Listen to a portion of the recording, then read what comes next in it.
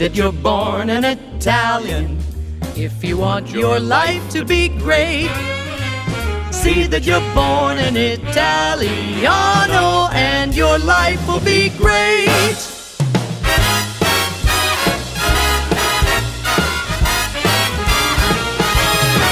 How about some Donadell? That's a nice.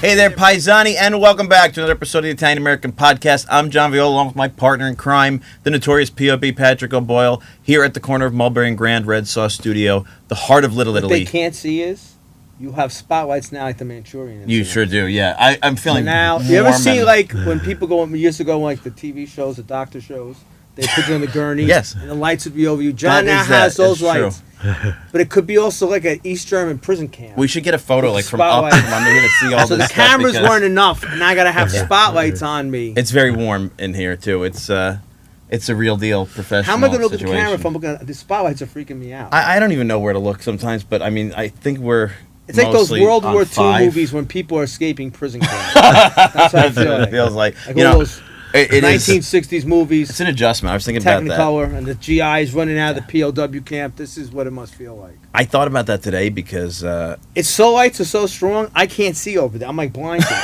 I looked up at them. It's like, you know when you stare at the sun in an Yeah. eclipse, and now I we can't need see you like over the there. blue light for the what do you call it? I'm gonna get glasses. a veil. I feel like I'm in a World War II prisoner movie.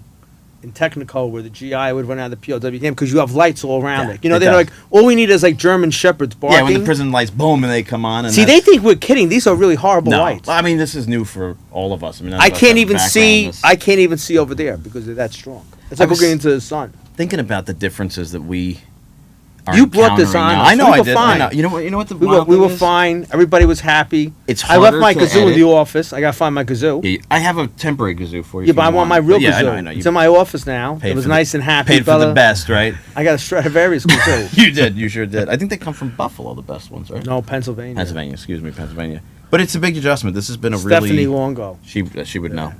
I've been trying to get used to, the schedule and doing the couple shows a day and where we can edit. But I think the thing that's been rattling my brain. Can I put a question out there Yeah, to everybody? sure. Yeah. See, I got these polo shirts. Somebody already criticized that every time I'm on, but I like this polo shirt. Yeah, I have many in different colors, but I like this one. that's the only But if criticism we- I'm reading is but how we dress and look. It's the meanest Yeah, sentiment. well, it's going to get meaner. That's how Somebody told me people are. my hats don't match my shirts. I've never heard of anybody whose T-shirt matches their hat. Why That don't sounds Why don't great. these people see? Why don't they? Why am I not dressed Then up come in and enough? dress us. Yeah. Well, somebody said to me, "You're not dressed up enough for the job. You're not professional." Somebody criticized my mustache. I mean, Has anybody Can we- criticized me? Because he No, never I haven't tells seen me. it, but you if said you the rip on me, shirts. I never find. I won't show well, them if- Nikki no. told me I wear the same shirt, but I got multiple ones. I just like this one. But see, John wanted us to switch shirts. Like if we tape many in the same day. But should we? Yeah, That's I a think question I that's- have. But then that's we're gonna, it's like we're tricking magic people. of television. I think You gotta you go wanna- because we're us. I gotta go now change a shirt. I think it's. I gotta nice. wash 2 shirts I think it makes to make believe Isn't it nice that to we look like we weren't work that we harder? weren't there. We're working more days. Who works more than us? No, I know. Who works more than us? I know. I like the change, and you know what I But like now, too? do I look at you or do I look at the camera? I don't know what I'm supposed to do. This is the camera. I we're feel on. like I'm on that camera. Yeah, this is going to be the main. That's how many there is. There's a lot. 1, 2, 3, 7. 4, 7 cameras. at the most. Yeah. If you want to look directly, Pat, you look at that one. Oh, Scary. that one. That Oh, one's that's your solo camera. It is. It's crazy. This It's very is kinda confusing. messed up. But I did never You couldn't. in the You, world. why couldn't you leave well enough alone? I don't know. I have a problem. I have a serious We problem. were Why do I do fine. this stuff? I know. Then the Zoom, only thing I appreciated was the underwears. French pastries we used to get here. We canned and them. someone who canned them. I said, why can we have French pastries? We can't have French pastries. Yeah, but Italian they don't American have to podcast. watch them. I can eat them on my own. Yeah, I can go eat them in a cubby corner. I don't need to have an I'll get you audience. secret French pastries, and they are very good, actually. What? Tennessee, but we're not like that. No, I think France is like, oh, no. The Italian people are not. We're open. We took the kiwi. Now they go kiwi and Lazio. They We do. took it from New Zealand. They do. We took the tomato from Mexico. Once we take it, we empower It's it. funny you say that because our guest here today is Hello. working on a Is that project you? on. Hello. Oh, he said over there is you. That's me. Hello. Well, I know we gotta get Mark on. Yeah, he's getting Could working you on a put million like a projects. Mickey Mouse ears on the one that I'm supposed to look It's a at? good idea. Pat sticker. Yeah, we should do that. We should mark a Pat sticker Put like a Mickey Mouse so I know which one is mine. Yeah, that's a good idea. But I mean, this is covering us too, so it's just talk to us. Don't even worry about the camera. And the pillow, you gotta get the pillow. Pillows are on their It's way. gonna I kill ordered my like back. a dozen pillows. They should be here next week. Yeah, I like these. The Tatsina are nice. This is from the Italian American Baseball Italian Foundation. American They've been- Baseball. yeah. If you're into baseball, you should support with Aren't your they checkbook. coming on soon? Yes, They are, that's it. If you support, if you're a baseball fan, this is baseball season. Yeah. Open up Ubakabuka, dust off the dust that's on your confirmation money. Yeah. And make a check to Italian American Baseball Foundation. Support a good cause. We got a You lot know of good why this causes. works? I figured this out because I'm used to talking to myself, and the camera's no different. That's exactly right. You're just having a conversation with I'm just yourself. having a conversation. Thank you. It's no different, That's why I except by always there's said the other podcast would people. work. Yeah. I've been very much excited to have these kind of conversations in a venue like this, in a place like this, where we can sit around the table. And we got a great guest with us today. You guys have A a Renaissance connection. man, Yeah, yes. you guys have both served I have at the same institution, right? Yes, at Montclair State. I have never had a guest that had a pregame. Mark is the first one. So why don't you introduce Mark? Because Mark has... Mark's going to introduce Mark because I can't get it all in. Mark- We can't edit. Like, Mark has done so much.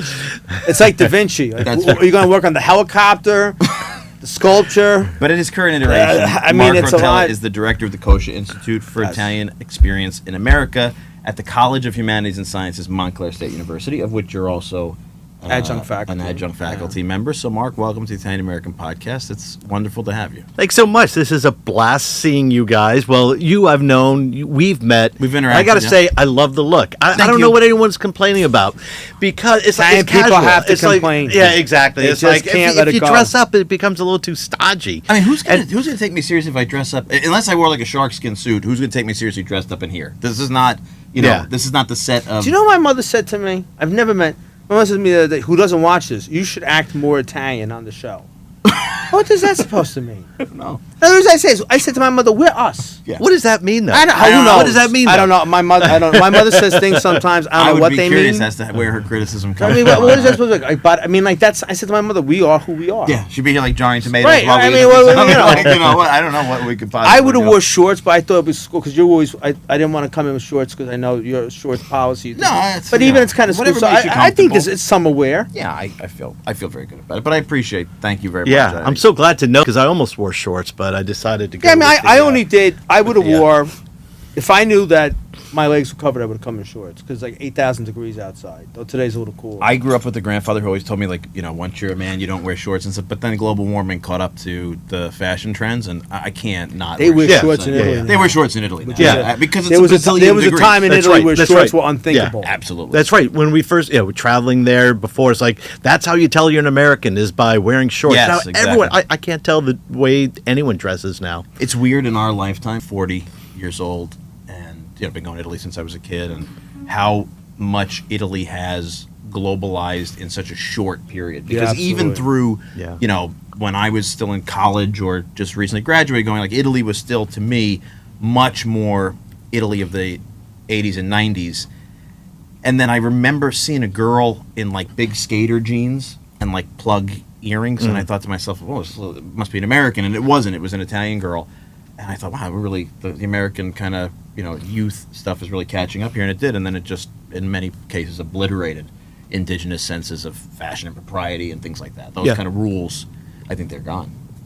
I would wear shorts in Italy. Now, it's 1,000,000 degrees. I'll be there next week. Rome's going to be like 110 degrees. Who wants to wear pants? Yeah, It's horrible. absolutely, Do absolutely. you remember I when everything in an Italian restaurant was stainless steel? Yeah. Every tray, every The trays, bread the basket. plates. Yes, I used to love those. It was all Yeah. stainless steel. Yeah. And the waiters wore the white things. in an Italian American restaurant. Yeah, No, I mean in Italy. I don't remember that. I remember the when serving everything trays, was yeah. like stainless, the exact same kind of stainless steel. You still find a lot of those old places. I mean, old red sauce places here or in Italy. The places where like they have the side buffet and they bring it to you, right? The whole thing. And those I think of as stainless steel trays. You're doing some work on Italian American Foodways now. Oh right? yeah. talk And about I started doing. Speaking of red sauce, Yeah. I started this documentary series with the School of Communication. When I first got there, I had this idea that I wanted to document immigration and assimilation through food. And one of the things that just really, what I love, and so I grew up in Florida. We didn't have a lot of red sauce restaurants in St. Petersburg, Florida. And so when I came to New York, there was a whole came up here for college, there was a whole different. I mean, this to me was what I'd seen in the movies, and it was the red sauce that I absolutely loved. Granted, I was born in Connecticut. My grandparents, who never really spoke English, we would visit them. They had so much of that of Italian food, but Italian Americanized food as well. But this series is called Red Sauce. We've done 2 episodes, just filmed the 3rd. It's really kind of an exploration of these restaurants that have been around since the 20s, 30s, or whatever, that are staples of Italian American culture. And one of the things that, and I don't know how you guys feel about this, but what irritates me is when people say, well, that's not really Italian food. And it's like, well, why not? It drives me. I mean, we talk about this a lot, and We had an author on here with Ian McCullen. Ian, Yes. oh shucks, I'm gonna forget his last name. Hold on, let me get this right. Yeah, we had Ian McCullen on, the author of Red Sauce. We've talked. I mean, look, we poured all this time and money into this place and named it Red Sauce Studios, and He did a great book, Ian. he did a fantastic book. It's fantastic. And we, in our Greetings from Italian America, travel around. One of the kind of tenets that I always maintain is whatever city we go to, if we can, we try to go to the oldest red sauce joint.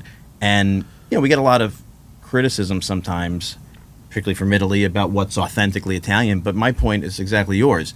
These are not just vessels for a meal. They're like time machines. And they're like, again, we always talk about the mosquito and the amber of our Italian American culture.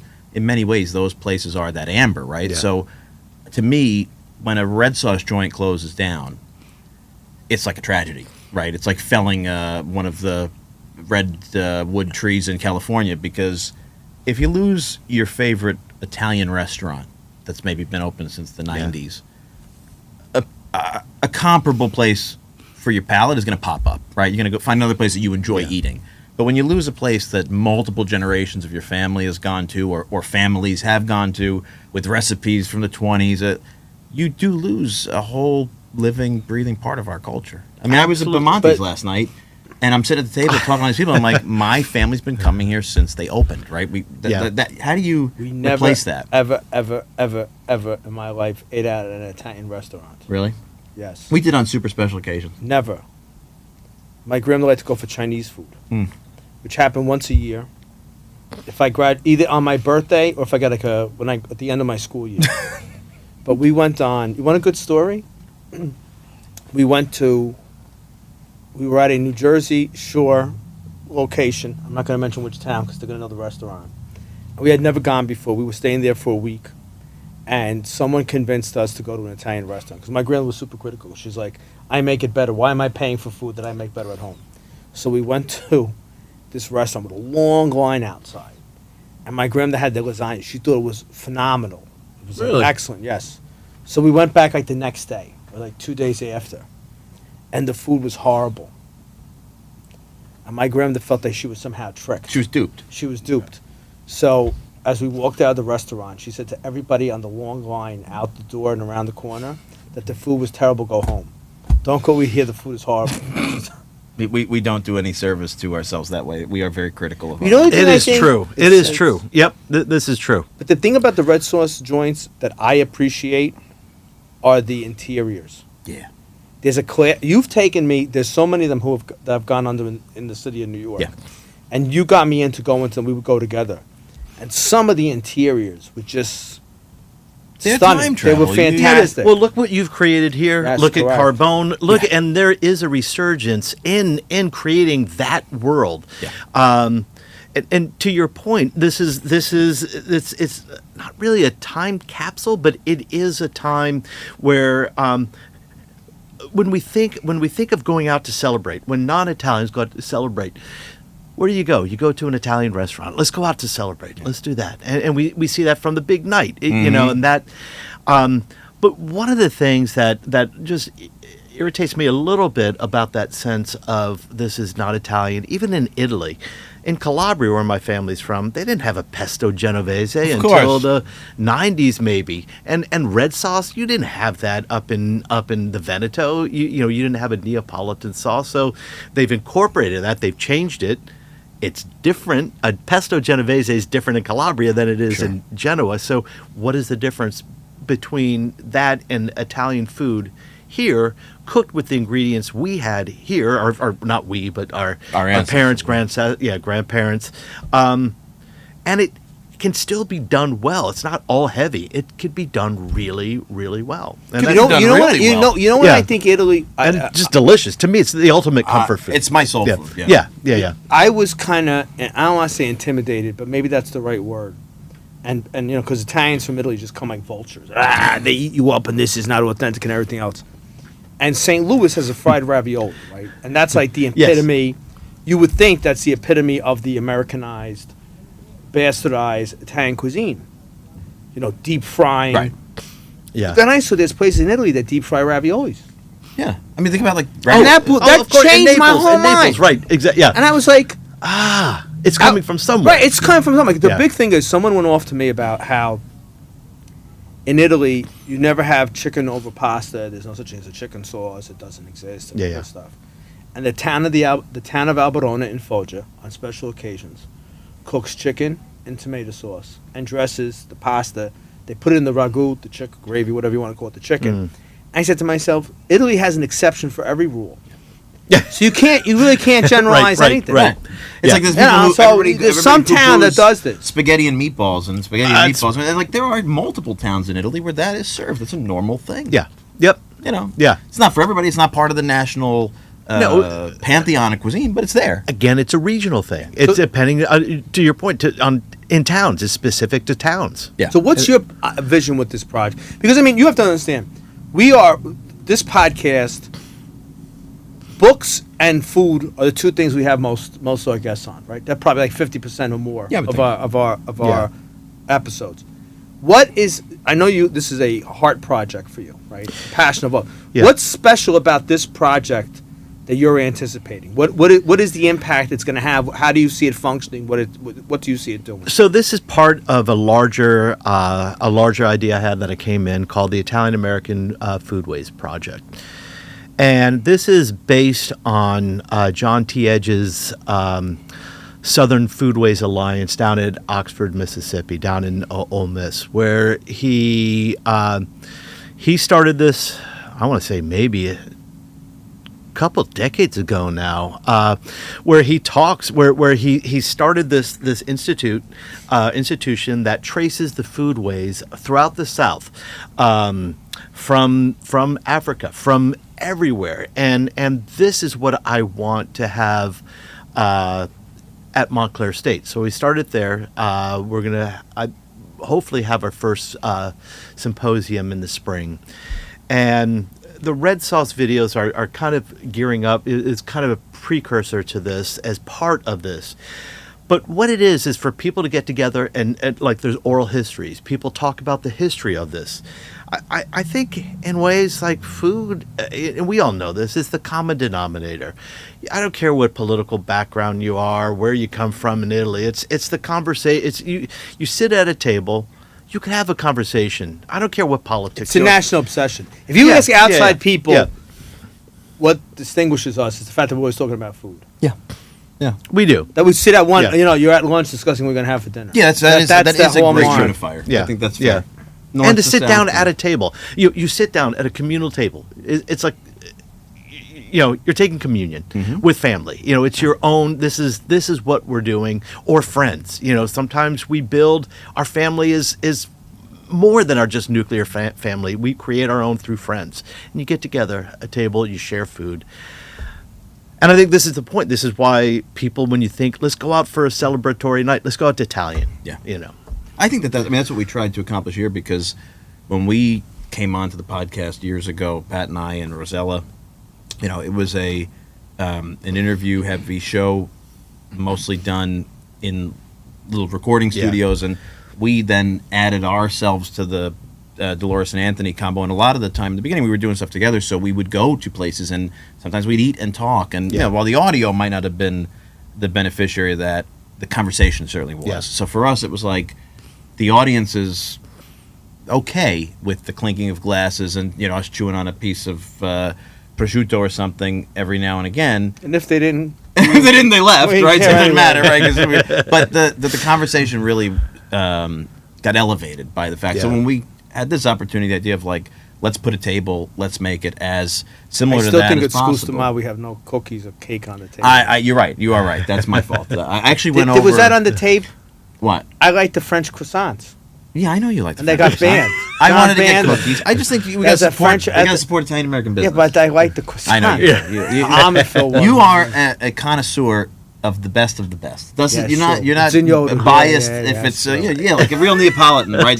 You want the Manzou French I want the style. Manzou. Yeah, you're a real Neapolitan. You can't invite people. You put coffee at house. Schools Tomorrow has a You're little. right. You don't even I'm have. supposed to go get cookies. I forgot. I got jammed Blame up. Brendan. Poor Brendan. Why not? We'll blame Brendan. He's It's Brendan's outside. fault. Blame Yeah. Brendan. I think Rotella is wonderful. I hosted her at the Watchung Booksellers in Montclair. We do it. Part of what we do is we have Italian American authors come. I interview them. We had David Baldacci come for the Montclair Literary Festival. Stevie Van Zandt. We had 400 people come for his book. He We had wrote a Rosella- book. Yeah. Yeah. I Oh didn't yeah. know. It was his Not long memoir. ago. It was great. We had 400 people who paid what, $30 to $60 for a ticket to attend. This is is a part of the Montclair Literary Festival. We had Rosella, and she and you guys know, and I've seen her on this show. I've met her a couple times, but she's just really has it down about what Italian American. She's a big supporter of Italian American cuisine. So she's And she yeah. gets abused for it more than anybody. I mean, we talk about that constantly. Yeah, She- no, she's- I've heard. Yeah, exactly. It's She does, really yeah. yeah. Yeah. I don't know where that comes from. I don't know where that comes from. That's the internet to me. It's like Yeah. having a conversation about does your hat match your T-shirt, or what's my mustache In a look country like? that the fuel of Italy is criticism. Yeah, Right? very true. Criticize your family, Right, criticize right, your right. town. I mean, the one thing you have to say about Italy is no one criticizes Italy like Italians do. That's Yeah. true. Yeah. So they have to criticize you. yeah. Thank Yeah. you very much. They can't. Yes. They can't. They have to. It's a hypercritical. It's a hypercritical culture. Yeah, and it really and is. the closer you are, the closer Americans you, have a. What's the American? But Yeah, what's go the American? If you don't have anything nice to say, don't say nothing at all. Italy would be a silent country. That's It true. is true. Well, it kind of reminds me of what is that Martin Scorsese told me story he told where he brought home a Polish girl, and his mom said, "Oh, she's nice. I like her. She's nice." And so they broke up, and then he brings home an Irish girl. He's like, "Oh, I like her. She's very nice." And they go, "So, Mom, I got a real treat for you. I'm bringing home a girl from Sicily." She goes, "Sicily? What?" And he's like, "I thought she'd be proud that I'm bringing home an Italian girl." You know what I want to do? Can't And win. it's funny You you should bring can't that up. win, You know yeah. what I was singing last night? You got to work your magic for this. This is the 50th anniversary of Martin Scorsese, The Italian Americans, Is that right? this year. Yes. No His kidding. mother, Catherine, making meatballs. Yeah. Oh, that There was was never. You will never ever duplicate. No. Because she's acting the whole time. Like Yeah. she puts on. We John always talk about the fake Eleanor Roosevelt accent. Because the people from maybe I don't know if this was a New York thing, but Could be. the New York and New Jersey area. They sounded like us at home. Yeah. And then when like someone would call on the phone, they go hello. They would I love change that. their voice. I love that. They'd put on airs, right? Yeah, That was his- absolutely. and she has that. And then Martin Scorsese's father accuses his wife, "Why are you talking like this for? Like, why are you talking normal?" But she becomes her again when Yeah. she's making the meatballs. She's Yeah, talking it's about the amazing. meatballs. That lady Can we get is- that? Can we get? We should try. Absolutely. I had one meeting with him once about preserving Italian film, and it goes down in my mind. Like, I've met a lot of interesting people. It goes down in my mind as one of the more interesting people I've ever met. One of the few times I can recall in my life that I was genuinely nervous to meet somebody, and one of the more pleasantly surprising conversations because he was just a really passionate Sicilian American regular guy, and basically said to me, like, I'm not a joiner. We had this vision for a project when I was at NEAF that didn't come to fruition. But he's like, I'm not a joiner, but like I would join that, right? He cares about these things, and I would love to try to get him on to recognize Even if he that doesn't because, come, yeah, We got to should do have that something. episode. Yeah. Correct. that is a special piece of footage. I think so too. I mean, you could get anyone who's a film critic or a film true. an actor to talk about it, and because that is just, I mean, that was beautiful. It was beautifully done, and that was one of the earliest, really true depictions of Italian American life. That's It's us. You can't criticize. It's not. Yeah. There's no. It's us. It's Yeah. 100. I mean, again, I don't know if it's when I say us. I'm limited by my own being born in the New York metro area. I don't know if it was the same. I don't know if someone from Boston or someone from Chicago or from wherever, New Orleans, could say, that's us. Yeah. But if you Yeah. were from the New York metro area, that was us, Yeah. 1,000%. That was my Yeah. great aunts, my grand. I mean, it's interesting because Mark, in 2010, you wrote Amore, the story of Italian American song. Yeah. Which I've read and have in my private library at home, and I often think about song and movies, yes, but even more so television, because I feel like television is a little bit more Yeah. ephemeral and songs a little bit Right. more ephemeral in the mentality that it takes to make it, right? Right. As these great windows into Italian American life, and I'm like a voracious collector of rare song, rare footage, rare LPs, whatever, Right. that give us that insight. So like after this recording, we're working on a Christmas album for next year, and we'll be great. translating what we call Lou Monte Italian into English. It never for- stops. Yeah, we're always doing something wacky. It never stops. But to me, like the idea that we're digging into a pigeon that's part Neapolitan, part Calabrese, part maybe Sicilian, Yeah. from a small locale in New Jersey at a time, using words so that's such a great insight into who we are as a people, and TV shows too. You know, some of these things that never really made it on Yeah. air and stuff. What pushed you to study Italian American song? I mean, it was sort of a big task to take a bite out of. You know, it's actually, this is a personal story. When it was about 2 years after my wife and I got married, and she was diagnosed with cancer, and she's totally fine now. Thank God. And this is, my God, 25 years ago. We've been together for a while. Wow. We were young, and we were, you know, when you're young, you don't know many other people who have gone through this. We were living in Brooklyn, and the music at the time on the radio wasn't really speaking to me. We were a little isolated, and somehow I think I was watching Big Night, and the music from that kind of brought me back to maybe my grandparents' times, but even a time maybe that I didn't experience, but that was part of the culture. Yeah. And I started thinking about all these musicians, all these singers, from Louis Prima, Lou Monte, Jerry Vale, who I absolutely loved. Jerry Vale was the best. That's an interview, by the way, we have to do because his widow Rita, is Yeah. a dear friend of the family, and she keeps saying if we can get out to see her in California. I would- Oh, Yeah. I I would actually go in a interviewed him heartbeat. for the book. I Oh, went out and he's- spent time with him. Really nice with him and Rita. They fed me dinner. course it was they did. it was just wonderful. But to me, these songs spoke. It was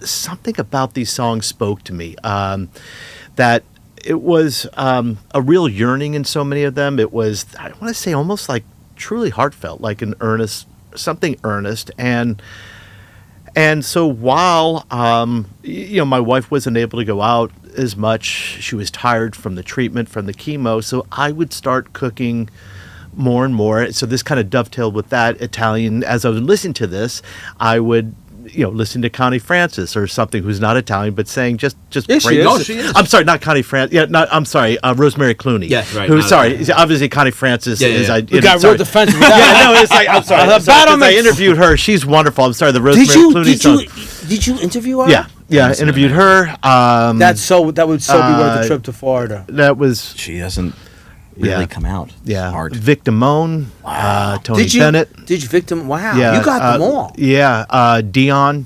Talk about a time to and do so, it, by too, the way, when I was 2010. talking to Dion, he really wasn't interested in talking about music at the time. And so I started. I did a little bit of research, and I thought, well, what is interesting for Dion, and what's interesting? Like, what does he want to talk about? Even though I knew I wanted to talk about the music, and I said, I knew that he had been converted, it's kind of reconverted to Catholicism, like kind of not reborn, but Yeah, just like- born again Catholic. yeah. Yeah. And so I said, I'm happy. I just wanted to talk to him, and then through that, we were able to talk about music, and it was through religion, or his spirituality, that he was able to go back and talk about music, and it would just end up being just a really great great conversation. But so then I started thinking, no one has written about this. When we think of the great crooners, even though that's an Irish term, we think of the great Italian singers is like even from beginning with Enrico Caruso, the first platinum or gold selling Pop star, really, yeah. exactly. Was he? I didn't know he was the first. Yeah, he was the first to sell to go gold or platinum. I can't remember now. I know I wrote about it, but I can't remember what I wrote back in 2010. Not enough storage space. Yeah. It just leaves. But and I just thought this is another thing that Italians gave to us. They gave pop music style. Yeah. And anyway, so the answer to your question is a little bit long, but No. Because the 60s were good for us. Yeah. The 60s were good. This is when we started having a little more money. We could buy records. Yeah. Kids were coming of the age where they could buy records. But we had, you know what? I often, because I got beat up in Italy. Good thing now very few of them speak English. I can say what I want now. Because I made a comment, like I said, Wait, Italy, physically beat up? No. No, Okay. verbally. Intellectually beat up, even worse for him. Italian verbally Right. beat up. I said that I feel that Italian film's golden period was the 60s, right? Where Italian actresses like Gina Lollobrigida and Sophia Loren, and actors like Mastroianni, I never pronounced Marcello it right. Mastroianni, yeah. They were known in the United States, right? We were No, importing, absolutely, yeah. and to me, the '60s were like style, right? Mm-hmm. Italy was was creative, right? Yeah. You had Domenico Modugno in the '50s. You had all that stuff Oh put my together. gosh, yeah, And so- absolutely. and you have Italy as a powerhouse internationally in culture and film and music, and you have Italian Americans, right? The contemporaries, their first cousins, Yeah. born across the sea, where you have people like Jerry Vale and Connie France and Dean Martin, and you have I don't think we'll ever have again. You had two continents Yeah. where Italians and the Italian diaspora peaked Yeah. in at the same time. their cultural global culture. impact. Absolutely right. And that was the same time as that culture was coming here, as the food was coming here post-war, it started to become more popular here. People started traveling to Italy, which was devastated by the war, and for some, and then we started seeing, especially American tourists, started seeing the beauty of Italy and traveling there, and that right around the 60s. That was I believe, I'm sure your listeners will correct me, but that was when the peak of Italian tourism or tourism to Italy started, but also with Domenico Modugno coming over. I mean, that's someone who people forget, but we all know Valari. Yeah. I mean, think about like I love to again talk about this idea of sort of seeking out and collecting the video, audio, whatever it is. I think about an episode I saw. I can't remember the Italian show. It was a Rai show. I mean, back then I think Rai was the only channel, maybe one or two local ones. Yeah. It's like 1, 2, or It was 3. like nothing, right? Where Perry Como is in Italy and he goes on the show and he does a song and then he comes off and he speaks in Italian to the audience and it's got his American accent in Italian. Yeah. You could tell he knew what he was saying and Yeah. reacting with the host. Or I could think of another show where I think it was his show, where he has Anne Bancroft on. And Anne Bancroft at that point is, an actor, not a singer.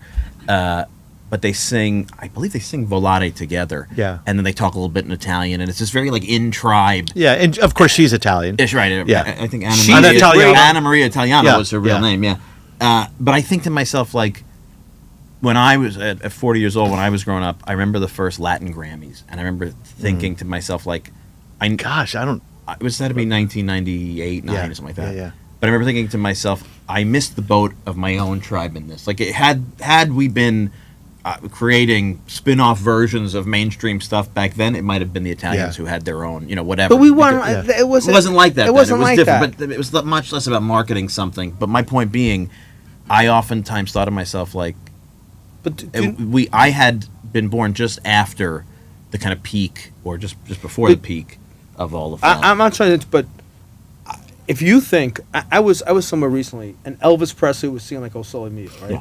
That's the day we won the war, because the most popular rock star in the world, Elvis Presley, sang a song in Neapolitan, right, and that showed the impact we had on America. Like, we didn't need to be put apart. Yes, absolutely. You know what I'm trying to say? Like, we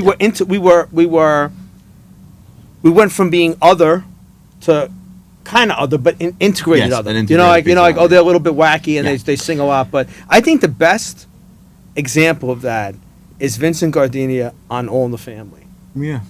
Oh, Fair. He drives Archie crazy. Comes Yeah. in, kisses Archie. Yes, You know, yeah, him yeah. and Irene, and Yeah. But there's that kind of like sympathy Archie has to Yeah. Vincent Gardenia. But if you take that show as a kind of a bellwether of the explosive politics and cultural Yeah. politics and race Yeah. politics of the '70s, the Italians were there. Yeah. There's an Italian character. Oh, There's an Irish that's right. Monsignor. That's and a right. wacky Italian neighbor. That's right. Yes, we exactly, had our exactly. Yeah. place. We had at our the place table. in the mosaic. Yes, exactly. Yes. Oh, that's right. And then I just saw on, get these, it just popped up on Instagram, episodes of All in the Family, which I remember, those were one of the shows we sat with the family, with my folks, and watched, where he's talking about, Archie Bunker was talking to, was it the wife of Vincent Gardenia? I forgot. That was Irene. That was the character Irene. Yes, exactly. And he said, "So, aren't you, don't you worry that that your husband does all the cooking?"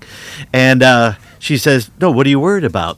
That I don't pull my weight?" He goes, "No, that he's gay." He was like, "No, of course I don't." And it's like, and do you worried about that, Archie? He goes, "No, because I know Italians, and they have a way of bothering people, bothering the ladies." And she said, "Well, maybe Archie, you've got a little of Italian in you, And that I just remember that showing up on that, and also the Sammy Davis Jr. one. But I was going to ask you on the Christmas record. Yeah. What do you think about? Because I think that's a great idea, and there was something that had come out. You might have it. Mob Hits. It was Mob Hits Christmas record. Yeah, I think I have that somewhere. Yeah. Anyway, We did a song so 2 years ago we did an Italian American. John is like you, very Renaissance man. So he's painting, writing music. I mean, like, you still have that in graphic designer, driving stuff and yeah, graphic yeah, design, yeah. and now he's composing songs. And Oh, wow. It's a very No. Da Vinci aspect. Composing song would be composing. I rewrote lyrics, parody lyrics. I'm more like Weird Al Yankovic than. I was just gonna Vinci. say, I mean, we'll I'm like take that. I'm like an Italian Fine. American Yeah, Weird Al.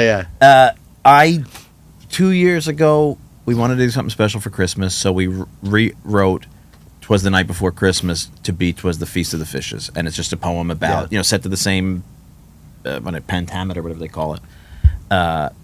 And we did a video, and it did really well. Yeah. So we were getting together towards the sort of fall last year, and said, we really need to meet and surpass what we did. What could we do? And we were going through all ideas, and I said, in my head, for some reason, the catchiest Christmas song that I can never get out of my head is "Mele Kalikimaka" by Bing Crosby and the Andrews Sisters. Right.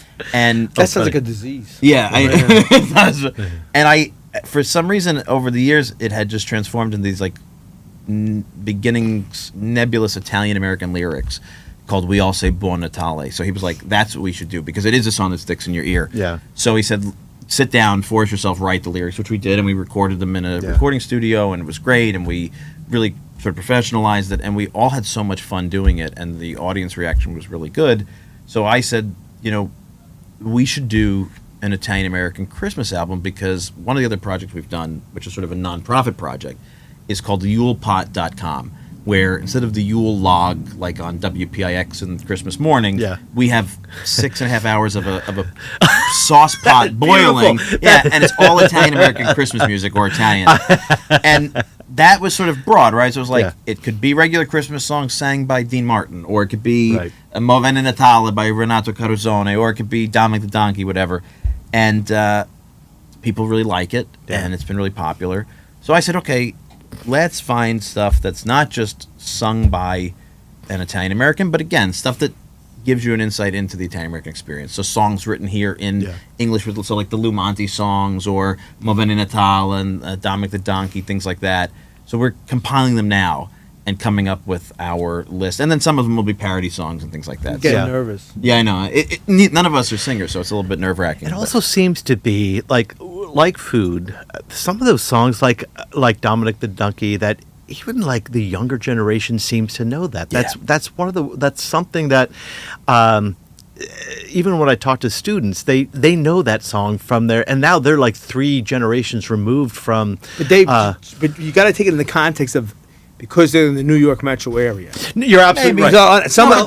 You think someone in New Orleans? I doubt very much anyone in New Orleans has ever heard. Nowadays, a lot of places with the have. internet, probably, Yes. but I don't think before. No, maybe not before. But I mean, look, it was huge in the UK. But what- how Donkeys do is you a huge stu- Christmas song in the UK. How do your students? How do you feel they react to it? They connect with it.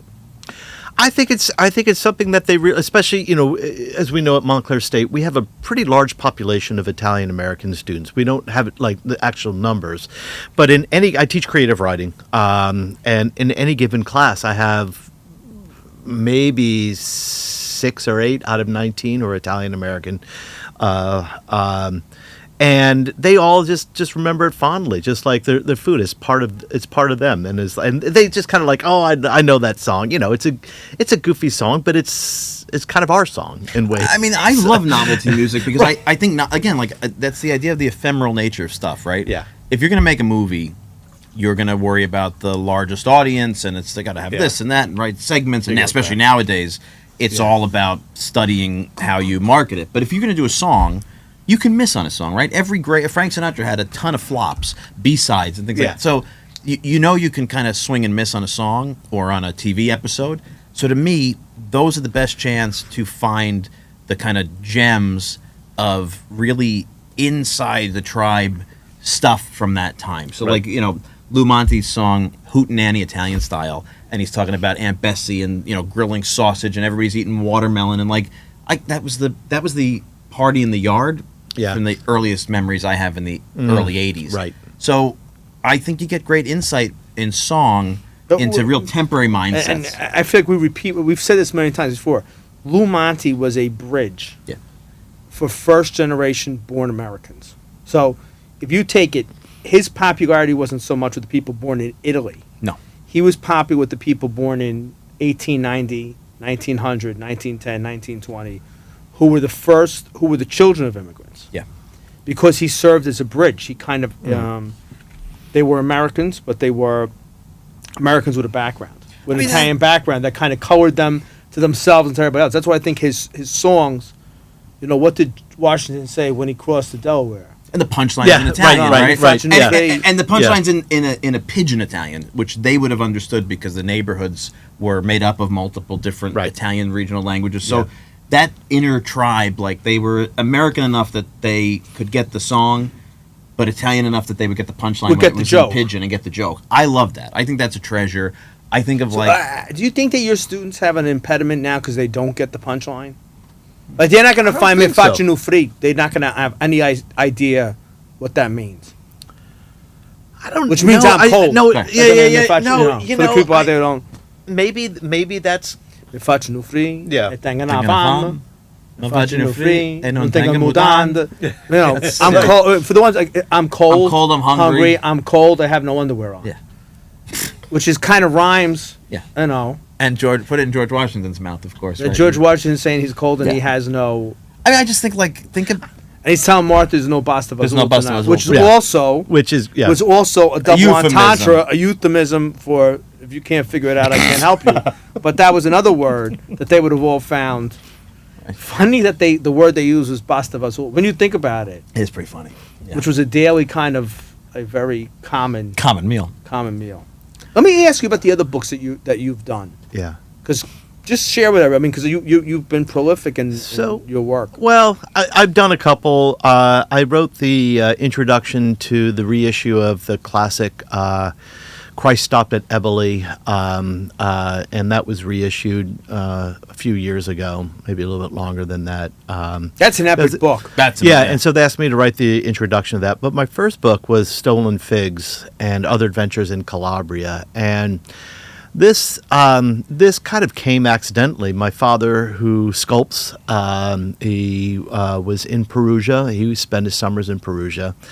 And he would go to, he would find stone, marble, Carrara, bring it over and sculpt in Perugia. And one summer after I graduated college, I said, Pa, I want to join you in Italy. And he said, all right.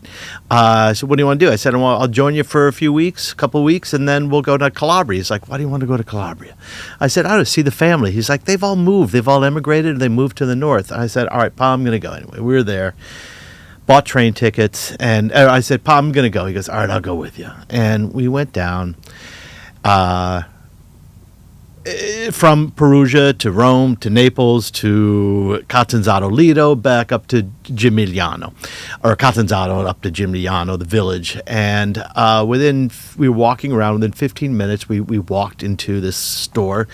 Giuseppe was the proprietor's name. He was a photographer, but also had a little tourist store and like little shop. And he started talking to my father, and he recognized that dialect. He goes, "Oh, you're from Gimigliano." He goes, "Oh, I was here. My dad lived there for a little while." Just for a lot of our listeners, just expound, because they knew the exact town Right. from the dialect. Absolutely. How many people live in Gimigliano? I want to say under 3,000. Right. So it's a language of it's a 3,000 yeah. people. And And one town over, you're from Gimigliano. Oh, we know. Absolutely, you're absolutely right. Tiriolo, the next town, they could tell. And there's a mountaintop town, so there's not a lot historically, not a lot of travel between because it's hard to get there. But he knew exactly. He could even tell. Maybe I'm making this up. That there's superiority and inferiority, upper and lower, and he goes, "Oh, you're from." That's why. Yeah, I mean, they're good like that. So that's when they look at best. He found our relatives.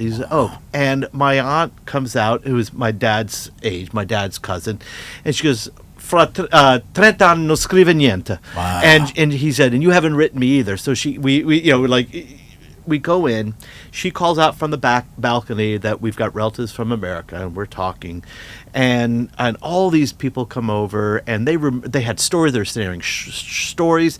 Meanwhile, my father's dialect had not changed as they have evolved. So everyone is listening to what is like an archaic language. Everybody has that same story. Yeah, that's amazing to so me. when I'm sitting here, and she asked me, "So how's your sister?"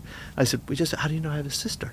And she pulls out from behind us a couple of photo albums of my sister and me from when we were born, all through the ages, all through until college, which is when my grandmother died. And I realized that every year my grandmother had been sending photos of us, but we had no idea that they had existed until this trip. And my dad, I think he was just really moved by this. He was surprised that there were still people there because, a lot of Italians did not keep in touch. We moved to America. We're American now.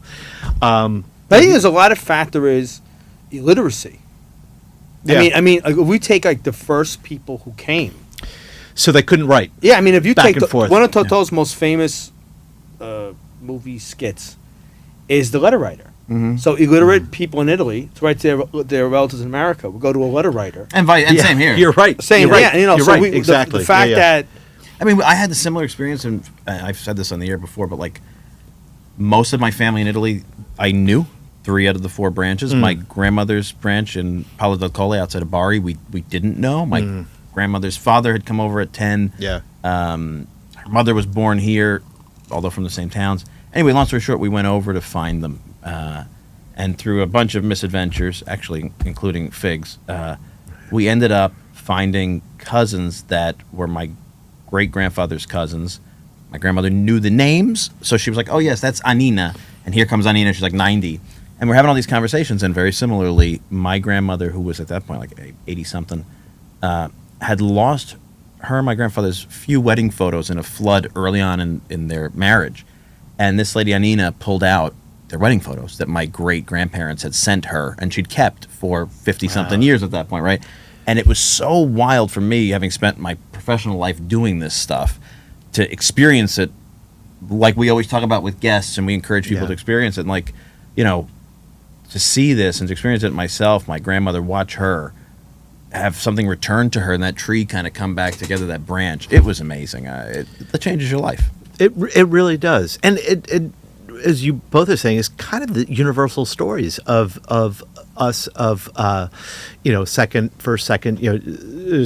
third generations going back and finding that and seeing how little the town, and I'm sure this would happen in Ireland as well or other places, but in Italy there is that sense of going back, and that they know so much more about us than we did about them. Yeah, it's important. I think you're right. I think in any community, through a diaspora, news from America was exciting. Yeah, because you're in a closed place. Because there's an envy and a pity for the people who left. Yeah, envy because you have it so much easier in America. Pity because you're never going to see your parents again. And these letters and these photographs. Yeah. What's that Sicilian movie, The Golden Door? Yeah. I think the best part of that whole movie. One of the best cinematographic, that's the correct word, Yeah. Yeah. moments in recent Italian film is the guy gets postcards and they're obviously fake. So they're onions. You see Americans with onions the size of an American and apples and all. So you see and this family in the most rural, poorest part of Sicily thinks that in America onions are the size of a man. Yeah. But that's the dream. Yeah. That is what do you feel? If you had to describe to our listeners what your book on Calabria is about, what is the essence of it? What's the theme of it? That's a great question, and I don't think I knew what it was until actually I finished it, but it was an exploration of what it means to be American, Italian American, and Italian, and specifically Calabrese, because I could travel elsewhere. I feel very comfortable in Naples. I love Naples. But that was, what is it? What does that mean to me? And I had mentioned to you guys before this that I'm only half Italian. My mom is French Canadian from Montreal. Her first language is French. She immigrated here when I think she was 14. So unlike my grandfather came here right before World War I, from Italy, fought in World War I, got his U.S. citizenship. My mother's family were some of the original settlers in New Brunswick, from France, the original Acadians. And so I have that long history, but as far as in North America, but in the U.S., she immigrated here. So I'm half Italian, half French Canadian, and I just lost the thought of your question. What was your Don't book? worry, so did I. Okay. What's the essence of? So the essence of the book was who is that? Who at what point are you Italian American, or American? And I've had people who when we're here, like someone asks you, so what nationality? Like, I'm Italian, and people are like, oh no. People who are not Italian will correct you. Oh no, you're Italian American. It's like, I'm just going to say I'm Italian because that's how I describe myself. But over there, you're Italian American, and it's just. It's all how we see ourselves, and how do we see ourselves versus how the world sees us. So, for instance, I grew up in St. Petersburg, Florida. It wasn't until high school and went to Catholic school that I knew of many other Italians. So I had the vowel in the name. I was darker than most of my friends, almost all of my friends, and it was right when Rocky was coming out. I was the only Italian many of them knew, so they called me the Italian stallion. I was like this. There's worse things they could have called you. Sure, That's not a bad. That was not bad branding. Yeah. That wasn't so bad. Exactly. But I'm sure there was a little like, the Italian stallion. I'm going to look it up. So then you see how the world sees us. How the rest of the country, but how we see ourselves, in a family. So that's the essence of the book. But it was really an exploration of a part of Italy that no one talked about. There's not until recently, not much tourism there. And Calabrese, we're like a mountain people. We're capatos. We're stubborn. People. I think that if someone asks me, because I'm up to 400 listeners that I talk to, right? The reason I say it is that's the sounding board. Yeah, he does. I didn't understand what we were doing when we did this, and I didn't understand the purpose of it, right? And if you ask me now, the number one function we have, we do educational stuff so people find out about things they didn't know, facts. Yeah. But I think that we're the vademecum of identity. The what? Right? Vademecum. I don't know what that is. Like the accompanying book, the book that goes with you. That's in Latin. This is his legal background coming in his I law see that. school. Okay. Now it's a Wow, that's Catholic very background. interesting. Now you make me all conscientious. No, I it's give you the good. wrong word. See this? I don't know And what then they that- wonder why I worry about stuff. Vade.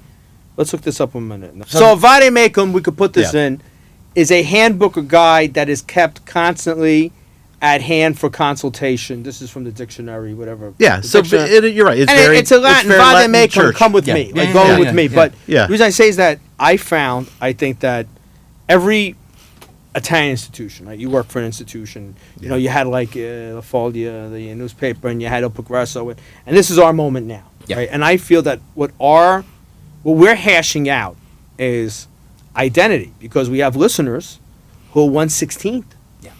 If the old days, like my grandparents' generation, was your DNA, your blood, determined who you were. So if you had an Italian mother and an Italian father, you were Italian, right? Yeah. And now we have people, so your son is now 1/4. Yeah. His children will be 1/8, right? And his father was an Italian academic. So you'll have, if you have, God willing, grandchildren one day, their grandfather was an Italian academic and they're 1/8 Italian, right? How do we qualify? So they might go to Calabria where there's someone who's 100% Calabria number one. And I know I've rehashed this, but I think that we are the generation. I'm sure the Italian Australian podcast with our little kangaroo over there. Oh, great. Our friends in Australia, they're not there yet because they had they didn't have immigration 100 years ago. They had immigration starting after the war. Yeah.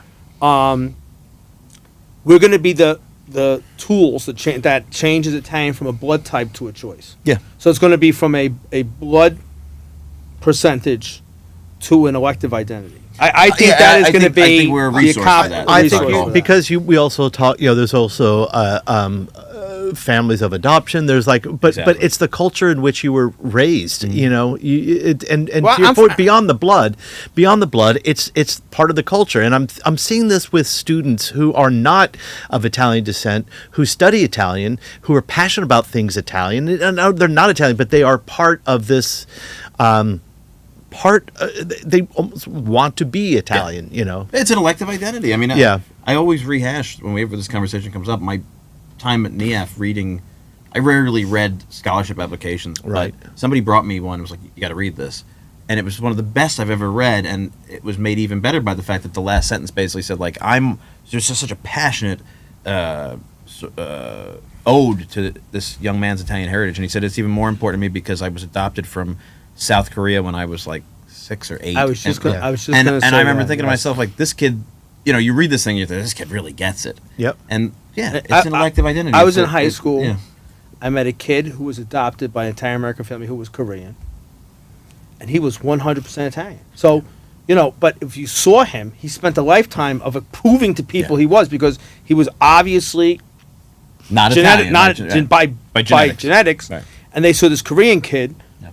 And I think that's when it all that's when it all began. Yeah. And I think that's so funny you should bring that up, because I was thinking the same thing. Maybe it's Italians have a thing for Koreans have a thing for Italians. I think it's any adoption, yeah. but I think you just become part of the family. I mean, you are the family, but this is. Exactly. But I could also talking about Elective. I do identify as French Canadian, but I've got a last name Rotella, and I, even though I actually look more like my French Canadian family just by the shape of my face, my nose is more Quebecois than it is Italian. I just identify more with that outwardly, because that's how I think people. And I think you have the other phenomenon of non-Italians who grew up surrounded by Italians, who I'm Italian, or I understand you, right? I have a friend from Canada, actually, through my dad, very dear friend, and he is Slovakian, I can't remember, but anyway, grew up in a family in Canada, in an Italian neighborhood, and his whole life is about being Italian, right? He lives an Italian life, and I mean, I think the thing I always say is, it's an attractive culture. It's about food, the family, togetherness at the table, the things that make us human. We happen to be really good at that fine Italian hand of doing little things well, being respectful and responsible of everything. I mean, that's just kind of what the culture Fighting is. over family houses. Yeah, nonsense. Being animals. But that's that's very human. But I mean, right? that's you. That's you coming out of the pot. But I think that even if you live around, I'm sure some of those people walked home and said, "Thank God I'm not one of them." Probably. I mean, there's some moments when there's I'm two sure. sisters who the greatest. I know we call those things memes. Don't make fun of me with this. Meme. I don't know. The greatest meme I have ever seen on social media was a guy in Calabria filmed a dump of a house, like a house that's caving in, and he goes, "This is the house our family has been fighting over for the last 30 years. That's exactly right. Not speaking and spending thousands of euros on lawyers." There you go. If that didn't, Yeah. if you get that, you're one of us. If you don't get that, you gotta go home, do your homework, because I was like, that is the greatest. That's it. That's Where were we going? This was the most circuitous conversation. That's we've how had. they are. Because you're Da Another Vinci. quality It's over of being here. It's Italian over there. American, right? Yeah. I didn't get my French pastries. Thank you. Oh, man, there we go. They're French. I read this for 2 days. But You didn't honestly, even get me a ganouille. I'll get it. I mean, You're there's a gonna get certain, it as soon as but we there's a just certain cut. place down here Yes. that I prefer their Yes, ganouilles. I will make sure we get They them. should be a sponsor. We'll get them. I'd be happy just with their ganouilles. I would have a little sign from them. Just take just Because I find theirs, they're like my favorites. yeah. We all So if have you our could go, favorites can't we down send here. somebody like John Alpy down and go cut the? John's sick today, but John yeah, probably we'll put cut the pinwheels deal. in there, like yeah, Boys pinwheels with Pat with inside. pinwheels. That's I always say that. If Triple anybody- Epi Pen Day. Yeah, we've been telling people about your allergy. The assassination attempt could come any day. I tell you something, What's the allergy? pine nuts. Pine nuts. So it is. It's the most Yeah. Italian allergy you could Well, ask for. What a blessing for my own people. I'm so One day, sorry. the last episode we ever have here will be the day I had my first attack. That is a great episode. Someone Because bring in a bowl Don of DeLuise pesto. could have written that Yes. script. We should do it as a cartoon. Actually, You could really- like a story corps. My mother will never That talk to me would be- again. no, That'd be the that end. would If I ever kill you. want to like get cut off from my Yes. mother, they carried me to. They didn't call for an ambulance, right? They carried me to a doctor. It was like triage in Nam. My mother and my grandmother. Yeah, that is my favorite story.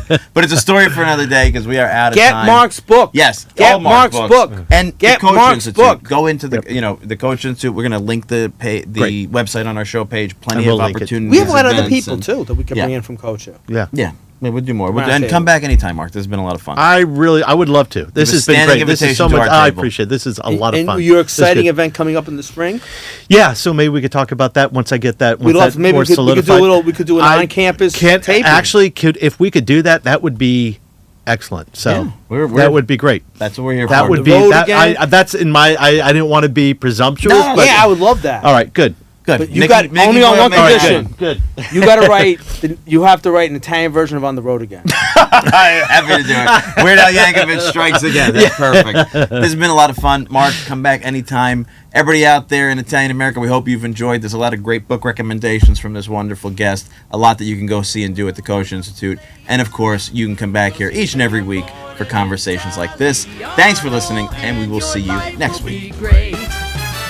See that you're born in Italian. If you want your life to be great, see that you're born an Italiano and your life will be great.